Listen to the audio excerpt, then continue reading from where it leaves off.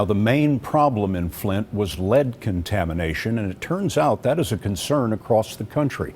In New Orleans, water flows through lead pipes that were installed 100 years ago. And Manuel Bojorquez is there.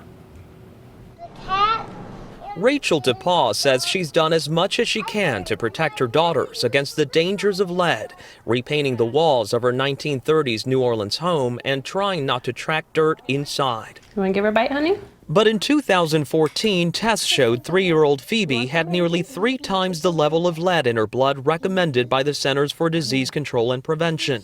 DePaul had her water and soil tested. When you can't count on basic infrastructure like water being safe, it's just scary.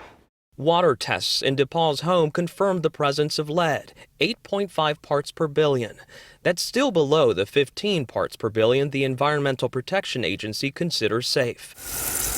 But scientists like Adrian Katner from Louisiana State University question the numbers. There is no safe level of lead. The evidence is mounting that there is neurocognitive impacts on a child, behavioral impacts. The most recent lead testing in New Orleans was in 2014.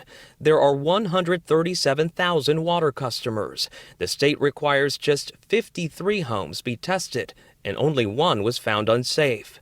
But Katner says in her independent testing, out of 151 sites so far, she's found 12 with unsafe levels. 1,500 miles of water lines. Cedric Grant is executive director of the city's water board. We are doing everything we can with one of the most extensive water quality labs in the South. Grant says the water leaves the plants lead-free, but once it exits city pipes, it may travel through lead pipes to people's homes. After that, the water quality is left up to the homeowner. I am not responsible for what goes from the meter to them. I'm ready to assist.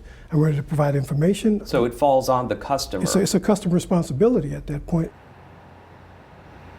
In New Orleans and other cities, corrosion control chemicals are added to the water to try to keep the lead out of homes. And Scott, the EPA is considering a change that would make utilities share the burden with customers of replacing some of the nation's estimated 10 million lead service lines. Manuel Bojorquez, thank you, Manuel.